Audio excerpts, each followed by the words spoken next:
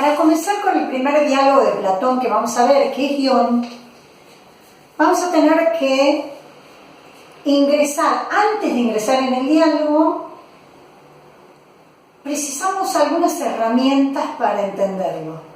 Esto nos va a pasar con otros diálogos, como si precisáramos una especie de introducción o como si precisáramos una caja de herramientas para luego leerlo y comprender el sentido cabal que tuvo ese texto. Si lo leemos ingenuamente, hay términos que están traducidos de una manera que pueden llevarnos a confusiones y quizás algunos apresuramientos. Entonces, calma, vamos a dar 3 herramientas, 3 nociones que preciso que tengan presentes en el momento de la lectura del diálogo. Este es un diálogo breve, como vimos, es un diálogo de juventud, por lo tanto denominado socrático. 3 herramientas precisamos. Precisamos entender qué es la tecné, precisamos entender quiénes eran los sofistas y precisamos ubicar a Homero y la importancia que tenía Homero en el momento que se escribe el Ión. Ustedes siempre recuerden que estamos en el siglo V a.C. y Homero es del siglo VIII a.C. Sí, eso va a ayudar a lo que les voy a decir después. Pero empecemos por el principio, empecemos por el que denominé techne, en griego, tecné. Solemos decir techne con J, como si fuera una J, o a veces como una K, como si sonara como K, tecné. La tecné nos trae el problema de que suele traducirse como ciencia, como arte y como técnica. Fíjense qué problema, porque en griego Platón escribe tecné y los traductores, según el traductor que hayamos comprado la edición o lo que estemos leyendo, nos va a traducir ciencia, a lo mejor en un diálogo, pero a lo mejor en algún compañero nuestro, el texto de él dice, en ese lugar donde nosotros leemos ciencia, dice arte. Imagínense el problemón en el que estamos. Si encima un tercer compañero le traducen técnica, en pleno siglo XXI, sabemos, tenemos una concepción de la ciencia como muy diferente al arte y muy diferente a la técnica. Este preámbulo, ¿a dónde los quiero llevar? Los quiero llevar a que ustedes aprendan a leer tecné y que se olviden de todo esto. Pero ¿cómo hacen ustedes para leer el diálogo y leer tecné? Bueno, yo les voy a avisar más o menos cuándo es, porque vamos a leer algunos fragmentos juntos y yo les voy a avisar y ustedes, si quieren, les sugiero, corrijan y pongan arriba tecné. Pero claramente tenemos que aprender qué es tecné entonces, porque si no, vamos a poner tecné y no vamos a saber qué es. La tecné, o por lo menos si está traducida como arte, no está reflejando de modo adecuado el sentido de tecné, si se traduce como arte, pero lo mismo pasa con las otras 2 opciones. Tecné tiene un radio de acción mucho más amplio que el sentido de arte. Tecné hace referencia a toda profesión práctica basada en determinados conocimientos especiales. Fíjense, tecné refiere a una profesión práctica basada en determinados conocimientos especiales. Frenemos ahí. ¿Qué está diciendo? Está diciendo que tecné tiene incorporada en su noción una teoría asociada a una praxis. Es decir, conceptos teóricos que tienen aplicación práctica. Por ahí vendría la tecné entendida como profesión. Entonces, si yo yo el texto que tengo me lo tradujo como arte, cada vez que apareció Tecné me traduce como arte, pero supongamos que está hablando de pintura, o está hablando de escultura, o está hablando de arquitectura, no voy a tener problema. Está muy bien, no me va a hacer crisis la comprensión. El problema, incluso con música, vamos a incorporarla, no tenemos problema. El problema va a aparecer cuando traduzcan arte y quizás se están refiriendo a la medicina. Porque la medicina es una tecné para los griegos. Fíjense, recuerden, yo dije, son conocimientos teóricos asociados a una praxis, es decir, conceptos teóricos con aplicación práctica. La medicina. La medicina, ustedes pueden estudiar anatomía, pueden estudiar el aparato circulatorio, pero todo eso es para luego curar, operar, hacer cirugías. Tiene una aplicación práctica ese conocimiento, acepta la praxis. Por eso es una tecné. En algún punto habría que pensar por qué la expresión el arte de curar, no lo sé, habría que estudiar, a ver si no viene como herencia del concepto de tecné, ¿no? Lo mismo pasa con la estrategia de guerra. La estrategia de guerra es una tecné para los griegos. Es lo mismo, ustedes tienen una serie de conocimientos teóricos, pero que se tienen que plasmar en el campo de batalla. Es decir, que el general de guerra posee una tecné. Ya sabemos, ahí sí, el escrito de Sun Tzu, el arte de la guerra. Habría que ver si ese término arte también deviene de un concepto originario de tecné. Algo similar nos pasa con el arte de la navegación. La navegación, y se llama arte de la navegación, también es una tecné y por las mismas razones. Y lo mismo la política. Por eso también se dice el arte política. Es una tecné, ¿sí? Entonces, son actividades profesionales que no responden a una simple rutina. No es simple rutina esto, sino son reglas generales, son conocimientos seguros, teóricos, y sería similar, por eso, a la teoría asociada a la praxis. Entonces, vamos ampliando entonces esta idea de tecné. Tecné, en Platón, es un saber basado en el conocimiento de la verdadera naturaleza del objeto, por un lado. Pero también, por otro, la tecné es capaz de dar cuenta de las actividades, de las propias actividades de ese saber. Tiene un radio de acción, dijimos, mucho más extenso que la traducción arte, ¿sí? Es designa una teoría en el sentido de ciencia pura, pero no solamente una teoría. Después veríamos en Aristóteles qué significa tecné, y podríamos hablar de tecné en Aristóteles. Nos vamos a quedar en el concepto de Platón. Ya sabemos entonces que la música, la pintura, la arquitectura, la escultura son tecné para Platón.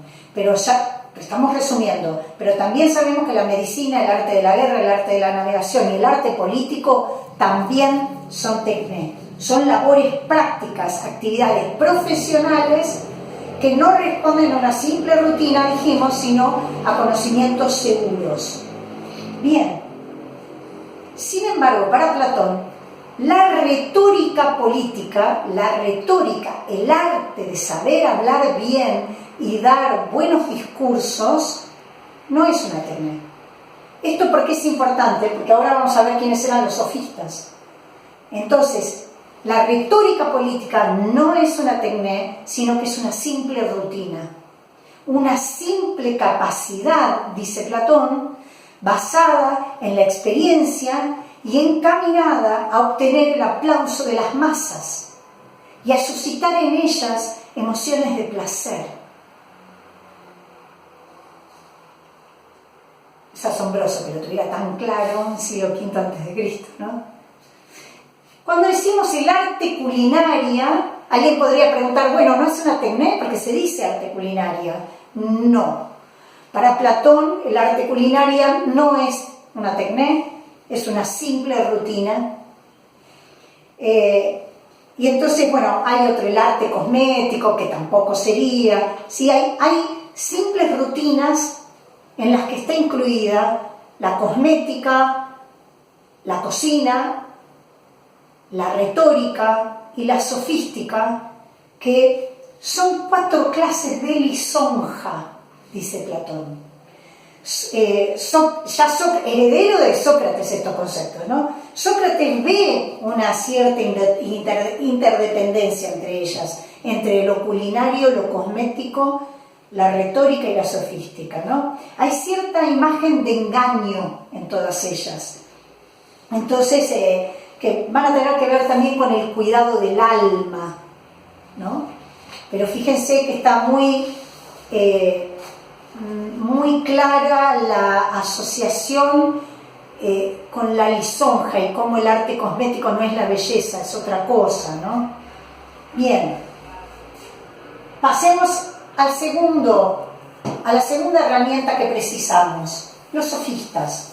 ¿Quiénes son los sofistas? Los sofistas son maestros de sabiduría. Ustedes seguramente, si ya hicieron algún curso de filosofía, probablemente recuerden el enojo de Platón con los sofistas, del personaje Sócrates con los sofistas.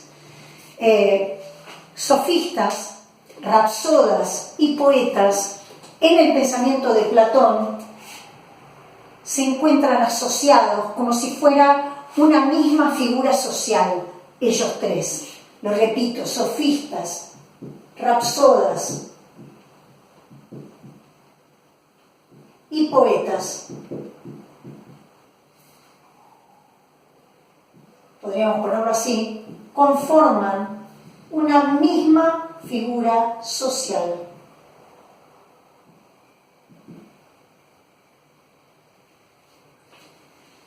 Decía que los sofistas eran educadores de nobles, maestros de sabiduría, dije. Fíjense, no eran maestros del pueblo, ¿sí? Porque lo que hacían los sofistas era brindar educación política para los caudillos, una educación que se fundaba en la elocuencia. La elocuencia es la facultad oratoria, es el arte de hablar bien, ¿no? Y de dar buenos discursos. Quiere decir que aquellos que querían formarse para la política y luego convertirse en directores de Estado, que eran hijos de nobles, ¿sí? El pueblo no accedía a esta posibilidad, acudían a los sofistas.